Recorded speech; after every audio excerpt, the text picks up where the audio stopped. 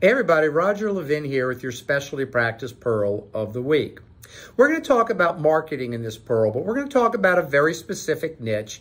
And I'm not afraid sometimes to bring up a topic that's really important to some of you, may not be as important to others, because I have an educational belief that even if we don't need that education today, we may need it tomorrow, or it's an education that helps to round us out.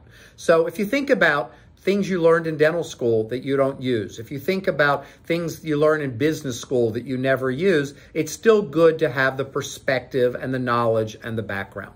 So today's topic is the specialist who hasn't done much marketing and now wants to ramp up into a marketing program, but the real topic is concerned or anxious or worried that it will look strange that you weren't doing any marketing or little marketing and now you're ramping it up to a high level. Well, first of all, I've been doing this for 38 years. This is one of these training pearls where I'm going to say those words that I hate. Trust me. Because when people say trust me, it often means don't trust me. I think if you know me from these pearls, you can trust me. I get out of bed with one purpose every day: to be useful and helpful and improve our profession. So trust me when I tell you, number one, you will not be suspected of some weird behavior if you go from no marketing even to full marketing. People don't say, why are you suddenly marketing? Number two, a lot of specialists think, and if I start marketing, they're going to think I'm in trouble. Number two, not true. So let's go back and review. Number one, nobody's going to suspect you because you start marketing. Why? Because they like it. You're paying attention to them. You're being nice to them. You're being appreciative. That's all they think about. They don't suspect you because you start marketing. And number two, they're not going to think, and I know this, we have lots of general dental clients as well. I'm a general dentist. They are not running around thinking, oh, they're marketing because they're in trouble. They think, wow, isn't this great? They're finally paying attention to me with all the referrals I've given them, or I don't refer to them, but I understand why they'd like my referrals, whether I'm going to or not.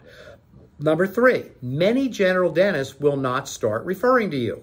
And then you say, oh, this is useless. They're not referring. This is no good. This isn't working. Number three, not true. It takes time. No, all of them will not refer to you. There's no magic formula where you think out to the universe and all the GPs will eventually refer to you. It's a numbers game. Let's chase 10 to get 2, 3, or 4. If you chase 10 GPs who don't refer much and 3 over the course of a year start referring in nice numbers, was it worth it? You tell me. I know the answer. So my point to you is, don't worry about how you're going to be perceived if you haven't done much marketing and you start. You're going to be perceived really well.